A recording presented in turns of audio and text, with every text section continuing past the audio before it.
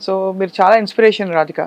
First of all thank you. మిమ్మల్ని మీరు అంత ఇంపార్టెన్స్ ఇచ్చుకుని మీ ఆరోగ్యానికి ఇంపార్టెన్స్ ఇచ్చి యాక్చువల్గా మీరు ఇందాక చెప్పినట్టు సెల్ఫ్ లవ్ ఇదొకటి, మనం ఇలా ఉండాలి, మన లైఫ్ స్టైల్ ఇలా ఉండాలని నాకు అసలు లేదు స్టార్టింగ్.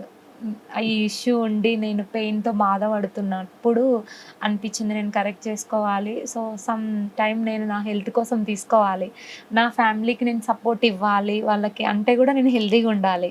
చాలామంది హోమ్ మేకర్స్ మిగిలింది తినడము, ఇన్ టైంలో తినకపోవడము, వాళ్ళకేమన్నా ప్రాబ్లమ్స్ ఉన్నా ఇన్ టైంలో డాక్టర్ దగ్గరికి వెళ్ళకపోవడం, ఎక్సర్సైజ్, ప్రతి ఒక్కరికి ఎక్సర్సైజ్ అవసరం.